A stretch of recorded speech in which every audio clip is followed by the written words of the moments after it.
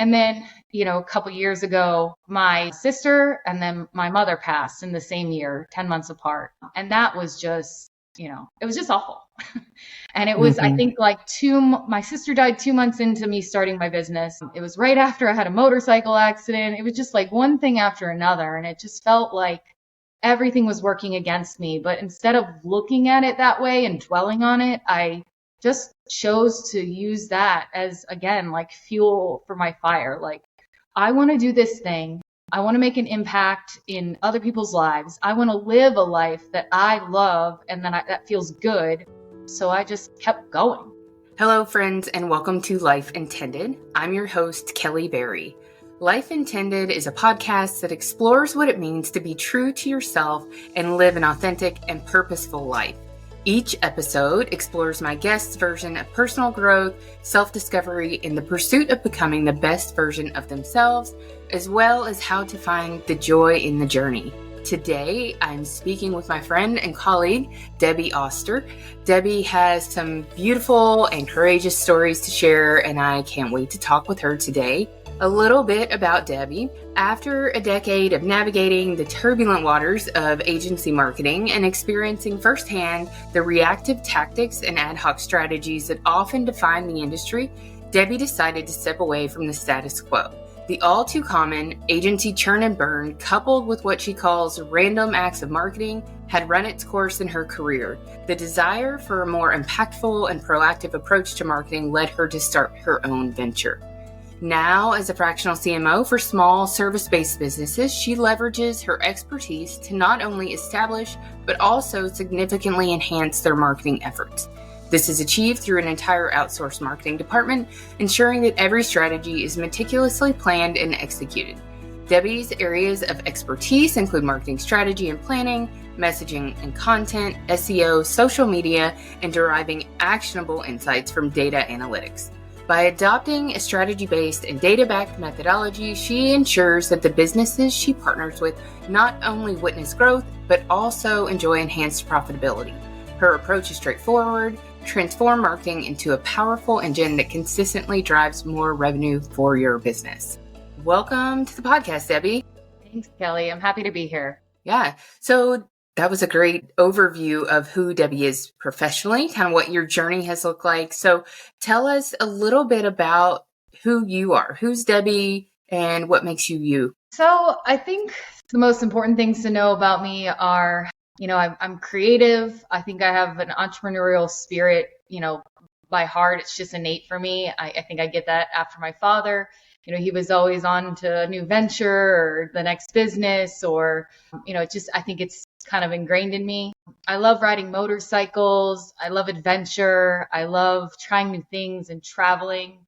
And one of the things I really love is food. So those who know me know that I love to cook and bake. There's nothing I enjoy more than, enjoying a meal with my family, friends, loved ones, especially if I've cooked it for them. So as someone who has eaten things that Debbie has cooked, I can attest that she's amazing, and definitely you can tell everything that she does in the kitchen, the thoughtfulness around meal planning and everything like that. Just, she does love it. It's an act of love, act of service. Thanks, Kelly. Yeah, and she also has a food Instagram. I'll link in the show notes in case anybody wants to follow along with what Debbie cooks and eats. But Debbie Does Delicious is a fun, creative outlet for you too, I know. Mm-hmm. Yeah, I love it. I started that during COVID when I was working remotely, and I still do it. I'm not as active as I used to be, but one day I'm hoping to have the freedom to be able to do much more of it.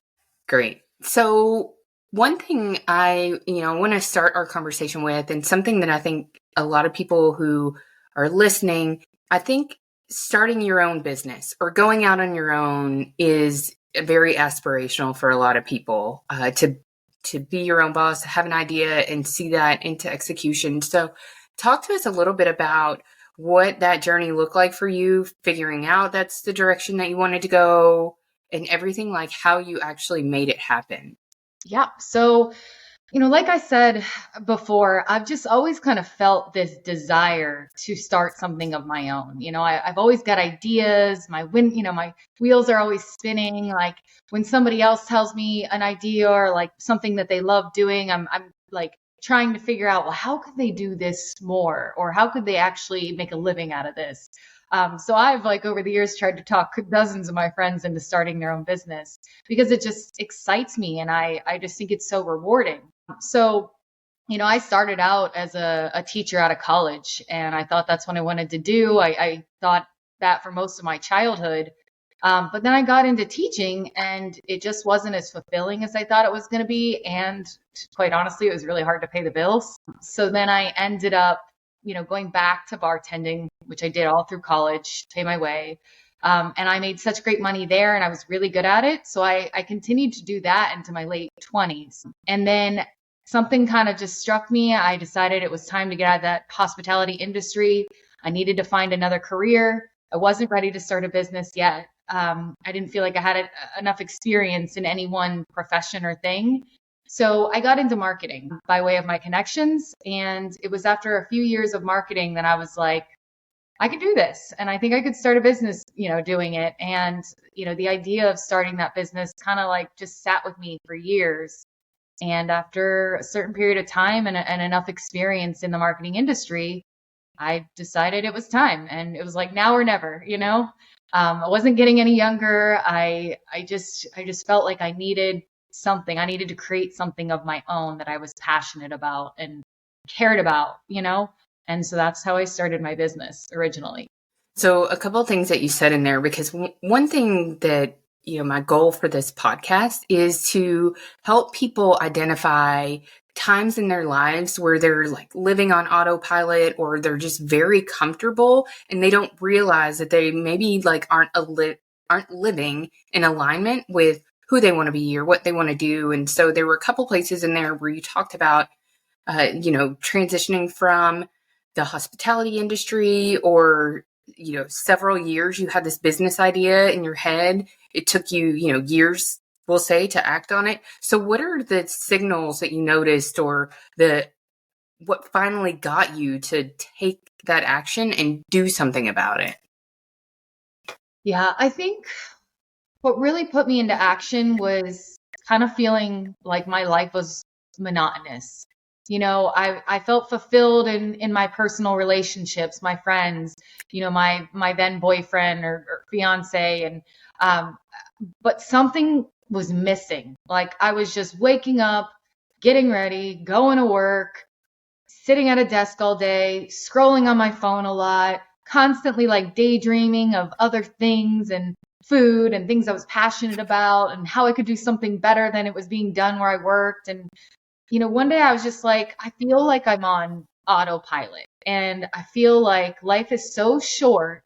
And again, I'm not getting any younger, even though I was still super young. And I felt like I had to do something about it because if I didn't, I was going to be 40, 45, 50. And next thing I knew, I was going to feel like I had wasted my life. And I just was not comfortable with that. And so I think that was really the drive and that like feeling that kind of pushed me to like take that leap, if you will.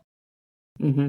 So looking back on it now, specifically your journey from, working for other marketing organizations to starting your own business, if you could tell yourself something 5, 6, 7, 8 years ago from where you are now, like what would you tell yourself? I think I would say like just get started. Like just do something. Even if it's not the perfect idea, even if it doesn't pan out. I think it's really important that you just get going, like get the momentum going. Otherwise, because it takes a while to gain momentum and in anything in life, I feel like. And so, yeah, I mean, that's what I would say. Like, just start, just do something, even if it's 1 hour a week, doing something on the side that you enjoy, that you think you could eventually make into a living of, or make some money off of. Just dedicate that 1 hour a week and just start somewhere and start to build that momentum.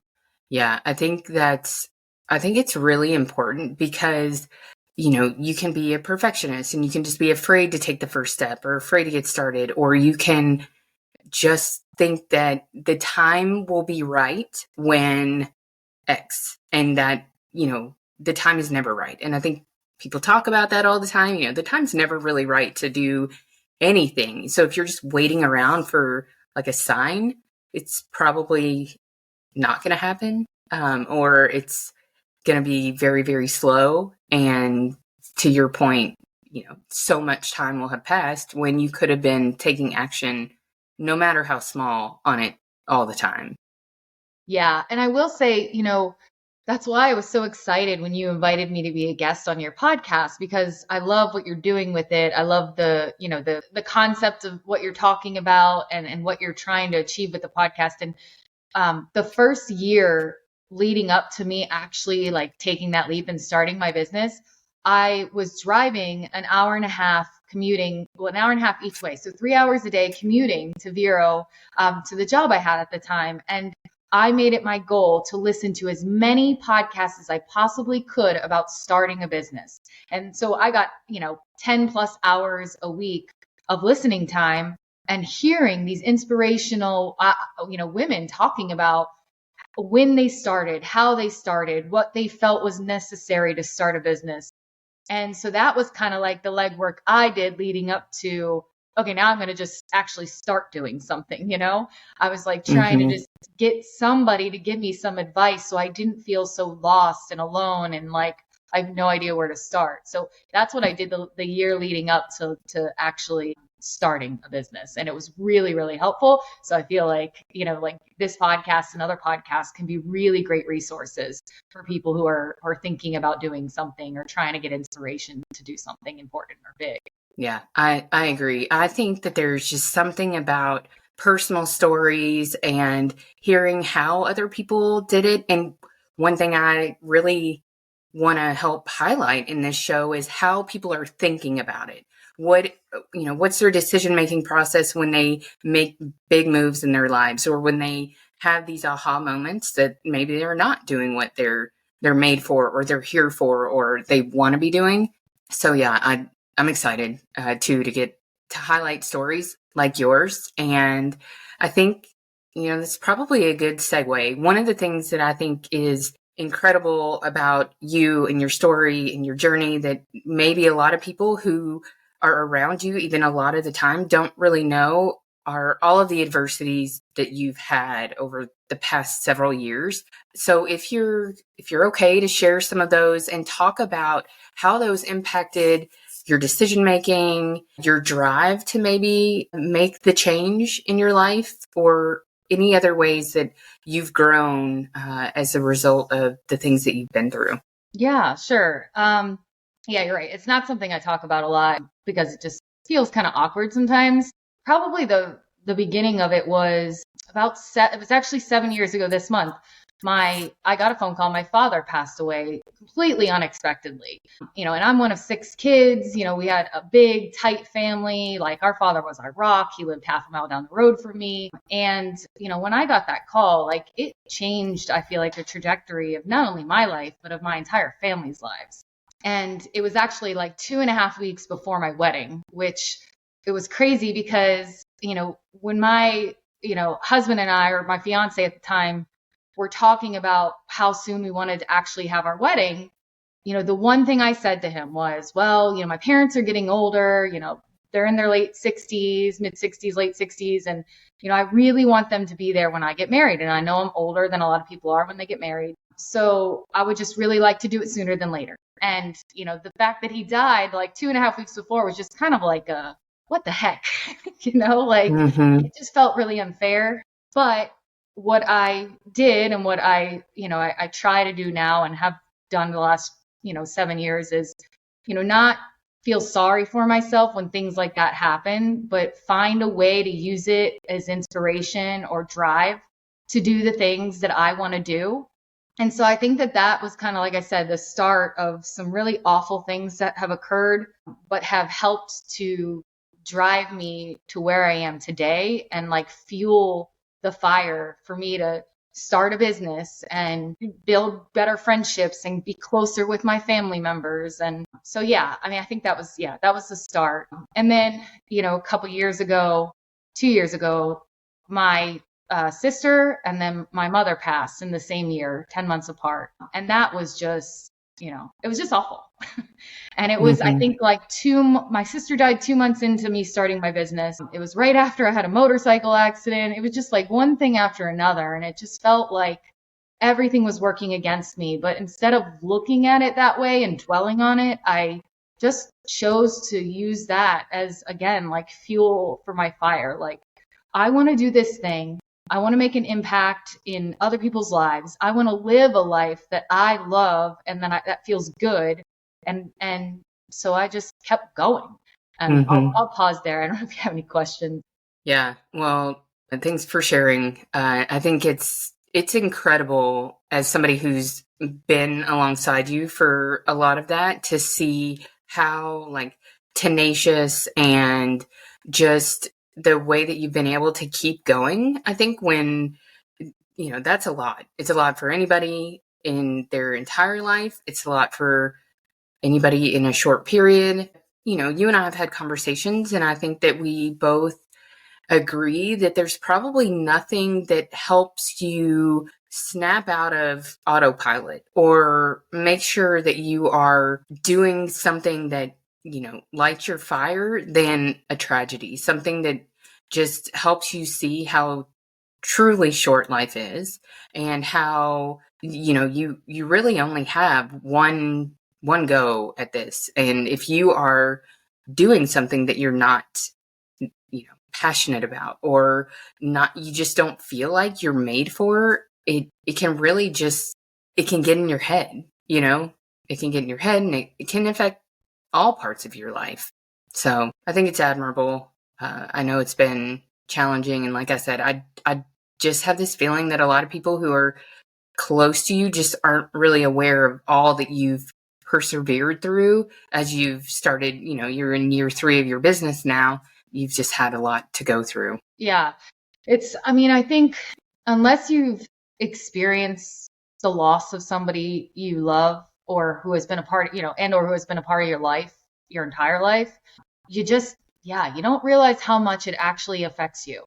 Like I still today, I feel it every day. Like not just a sadness, but it's also manifested itself into like fear and anxiety. So like, every day now, I would honestly say my biggest struggle is getting past the fear or anxiety of getting another phone call. Like I've had 3 phone calls now over the course of the last 7 years that have just completely like blown everything out of the water and like just changed the trajectory of things. And, I struggle every day not to dwell on that and like wait and wonder when that next call is coming or who's the next person I might lose in my life. And I know that sounds a little bit morbid, but it's the reality of it. When you lose people and, that starts to happen. You start to actually see that people aren't invincible and mortality becomes that much more real to you, and I know that that's probably a reality of just as we get older in general, because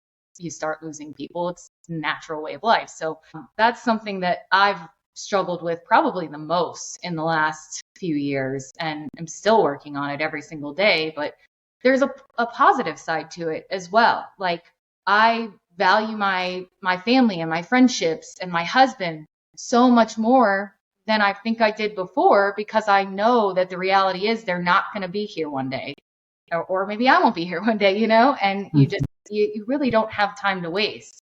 And that kind of takes me back to the whole starting a business and giving somebody advice. Like, I think it's just never too soon to start a business. And, now we hear all these stories of these kids in middle school and high school who are starting businesses. And I'm just like, yes, like I'm rooting for them because I wish I had done it back then. I just didn't know you could, Yeah. So how big, I think the anxiety part and the fear is, it's common, especially after tragedy or loss. So do you have any specific things that you're doing or tactics that you're using to help you manage that? Yeah, I do. So, one, and you and I have talked about this a lot because we're both into, health and wellness and fitness. And, I've just found that more mentally than physically, I need an outlet. I need exercise on a regular basis because that just really helps keep my anxiety in check.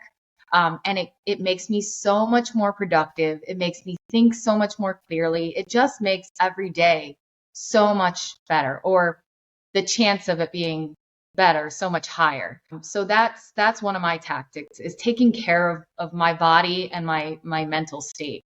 So whether that's through exercising, taking regular walks, I recently started sitting out in the sun 20 minutes a day just to get some vitamin D, and not, be cooped up in my office for 9, 10 hours a day, and eating well. Like, that is another thing for me that's been a tactic, a coping tactic of, like, when I'm eating bad, I can feel the anxiety and the depression kind of start creeping in. But when I'm taking care of my body and eating a nutritious diet, and this is nothing you haven't heard before, but I stand by it. Like, that is a saving grace for me, is taking care of my body and my mind before taking care of my business. Yeah. That's important also. I think a lot of us take that as cliche, especially when things get busy. You have to take care of yourself, prioritize your own health over others. And a lot of times I think, especially with relationship dynamics, like being a mother or being a wife, there's always somebody else that can use your attention or something like that. But the truth is, you can only help others as much as you're able to, and you're only able to as much as you've helped yourself. So I love that. Yeah. Another tactic, Kelly, is just really recognizing when the feelings start to creep in and being able to, like, quickly identify that they're a little bit irrational and that I need to kind of, like, stop them as soon as I can. So, like, I'm always listening again to podcasts and such about, like, coping mechanisms, breathing techniques, or, just ways to kind of redirect your negative thoughts when they start to creep in. So that's another way that or that thing that, I've found that helps me when I start to, like, spiral out into anxiety about things that may or may not happen. I think that's a great point too.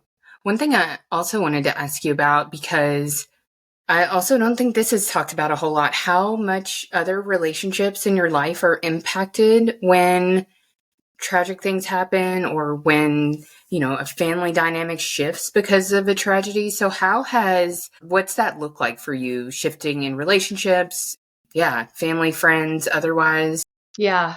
A lot shifted, specifically when my father died. Our family, like I said, we were close, like, family dinners, regularly seeing the nieces and nephews, like family, getaways, all that. And when my father died, things just got in the way. We all kind of pulled apart a little bit. Making big decisions on behalf of our mother got in the way. Our mother was diagnosed with dementia very shortly after our father passed. So, taking care of her for the next 5 years was just very challenging because there were so many of us, so many opinions, so many thoughts. Yeah, it definitely shifts things. And it's so funny because I've heard stories before, or people tell me, like, firsthand that, oh yeah, I haven't spoken to my brothers or sisters in this many years, or since I was this age. And I always just thought, like, that's insane. Like, there is no reason to go without speaking to your immediate family for an extended period of time. And then I experienced it firsthand because of the tension and things that we all kind of experienced. And it was like, we just kind of let it happen. And then after our sister and mother passed, so losing the third person in our family, I was just like, enough is enough. Like, we cannot let another year go by without spending more time together. So we started a family tradition of family dinners once a month when we lost them. And we've kept it going now. So it's been almost 2 years. If we miss a month, if we miss a day, we make up for it. We push up the next one. Like, and it has been so rewarding for not just me, but I really believe for my brothers and sisters as well. It's just, I love it. Like, I look forward to it every month. It's not like, oh, family dinner. It's like, family dinner's this Thursday, we get all Mm-hmm. excited about what we're going to cook and all of that. And so I think that, yeah, going through those experiences and losses has helped actually in a roundabout way bring us closer in a more real way. Yeah, I think that's amazing. And what I love about it is you just taking the initiative, like enough's enough. I think a lot of times in situations like that, you can look around and wait for somebody else to do the thing or suggest, and really all you have is control over what you're doing and your decision making. And I really just love that you did that and that you all have kept it going. And I know you and your sisters just took your first sisters trip too, so Yeah. that's amazing. Yeah, that's actually, we decided after or during this trip, it was going to be a new annual tradition for us. Because again, life's too short. And, it was the first time that we had ever taken a trip. And, it was bittersweet because our other sister couldn't be there and we had never tried to all take a trip together prior to her passing. So it's just, I'm just so glad we did it, and I can't wait for all the trips to come because it was just an amazing experience that, we made memories that are going to last us a lifetime. So, Yeah, that's great. I love that you did that. And, again, like you said, it's never too soon or too late really to start a business. I think it's just important if you think that there's something that would enrich your life or your relationships, it's never too late to say, hey, just because you haven't taken sister trips for 20 years, it doesn't mean that you can't start and take them for the next 20. Yep. Yeah. 100%. Yeah. So I guess when you think about, now that we've talked about it, when you think about the past 7 years of your life, like what are you most proud of? I think it really is starting a business. I've always been a people pleaser, and I thought, and so going back to childhood, like, my father was pretty hard on me, and it was because some of my other siblings weren't so great in school, weren't so academic in nature, and being one of six, and the fifth one of six, getting attention from your parents was hard. So I feel like that's kind of how I got their attention, was by being the best that I could be, like getting straight A's, playing every sport, being student class president, just doing all of the things, volunteering. And that was my way of trying to get their attention and affection. And then that is kind of what led me to just really like trying really hard in my career to like work my way up and make a lot of money and be a manager and be a director. And then one day I wanted to be a VP, because I wanted to show my parents how successful I was, how great I was. And then one day they weren't here anymore. And it was like, who are you doing this for? Do you really want to be the VP at a large corporation, grinding every day, feeling unfulfilled, just trying to make somebody else happy? And that's not to say that you can't have a fulfilling career working in a corporation or being a VP, but for me, I just realized one day that this is not making me happy. And there's no one I need to be doing this for but me. And that's when I think I had my real like revelation of like, I don't want to do this anymore. Like, it's time to start my business. It's time to do something for me and that I want, and it might fail, but the worst case scenario, I'll come back to working for somebody. And so I went out, I started my business, had a lot of help along the way from friends and colleagues like you and Nick and family. And it's just been amazing. And I don't regret 1 minute of it, even when it's gotten hard, even when I was broke, even when, I was awake at 3 a.m, stressing about things with anxiety. And I am just so happy that I did it. And I'm not where I want to be. I feel like most people aren't where they think they want to be. But I'm just trying to like, and I know this is cliche too, but it's so true. Like, I am really trying to just enjoy the journey and know that like I'll either get there one day or I won't, but I will have lived a life that was what I wanted. Yeah. Does that Did that answer your question? I feel like I kind of talked to myself. Yeah, definitely. Yeah, that's absolutely something to be proud of. And I think, what I'd like to talk about a little bit more is kind of your shift in going from the people pleasing to, the more doing things that were in alignment with what you wanted. Do you remember like a change in your thought process about that, or how you were able to let go of some of that people pleasing or high achiever type mentality to be able to just enjoy the journey? Because I think that those two things a lot of times are very much in conflict with each other. Mhm. Yeah. I don't remember the exact moment it happened, but and by no means am I not a people pleaser anymore, but it's definitely less of a focus for me than it has been for the majority of my life. And the reason is because it just wasn't sustainable anymore. I couldn't start and grow a business feasibly while also trying to please everybody else in my life. Mm-hmm. You know, my husband had to get on board with me making a lot less money than I was making working for a bigger company. And that's not to say that's still the case, but it was for a while. And, my friends had to get on board with, I can't go drink all day on Sunday fun day because I have to function like an adult, like a business owner come Monday morning. There's no going into Monday morning a little hungover with my sunglasses on like it was maybe in my 20s. It's like I'm a business owner. Like Mm-hmm. I am the one that's responsible for whether this succeeds or doesn't. And it became my lifeblood. So it's just like for my livelihood. So that has been like a part of the shift. And that it's been hard. Like I've not necessarily lost friends, but I am not nearly as close with some of the friends that I have been extremely close with for the last 10 years. And that's because my priorities shifted and maybe their priorities have stayed the same.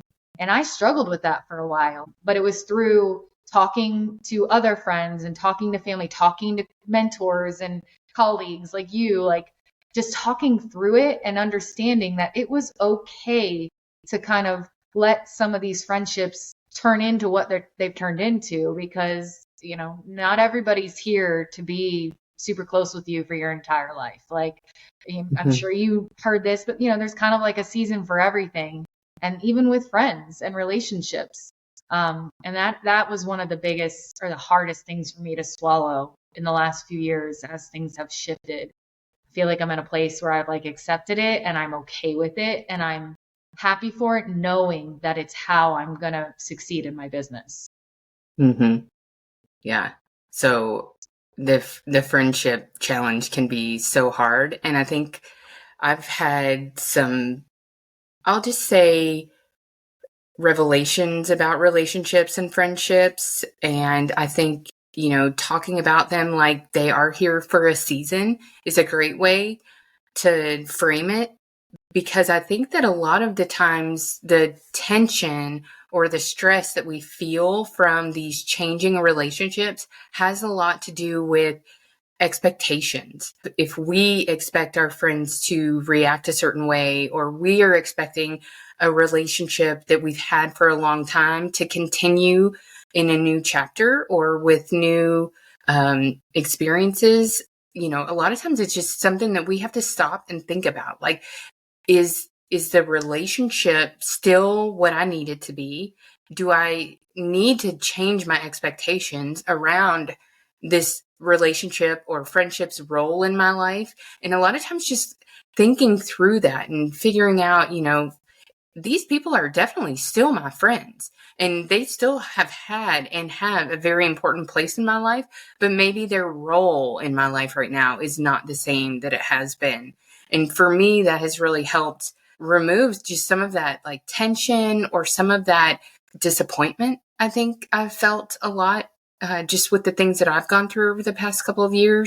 And I think that that's something that as women and as adults with friendships that we could probably just spend a little bit more time thinking about and figuring out, like, what are the roles that we need these relationships to play in our life, because it's not a static thing throughout life.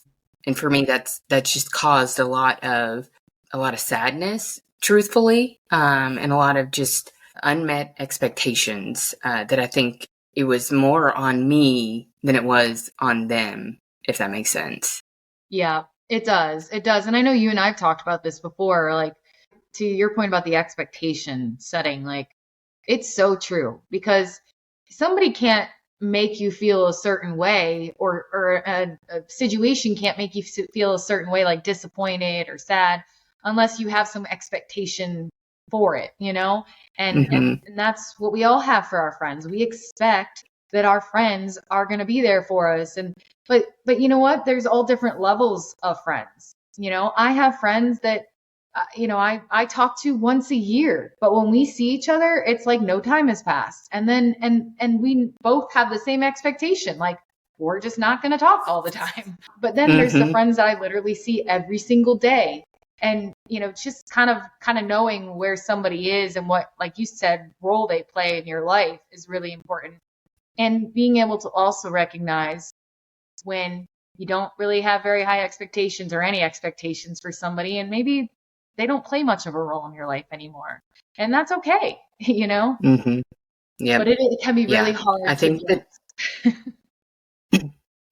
yes, I agree. It can be hard to let any relationship go. But like I said, you don't always have to let the relationship go. It's maybe just an adjustment expectation. When you go through tough things, it's so true. Like you really do find out who your friends are. And maybe that is something that, you should just use to help you realign those expectations. But yeah, that's a really good point.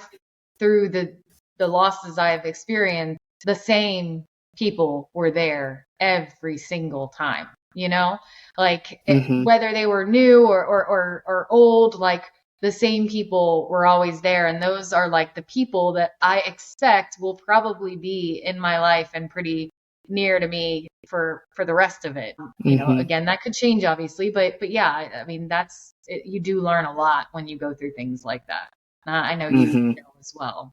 Yep. Some of those things are lessons you wish you didn't have to learn in the moment because you feel like you already have so much on your plate. But I think for me, just having some recognition doesn't mean that I was just like able to say, oh, well, these people that I thought were my really good friends who would be in my life forever, who I don't feel like have held up their end of the friendship. It doesn't mean like I had that realization and now I'm just okay. Like I still feel sadness, it's like it's mourning of a loss of some of those relationships, but understanding that, it was probably like my expectation, unspoken expectations, all of those things that just cause you to feel misalignment, I guess is probably the best way to describe it.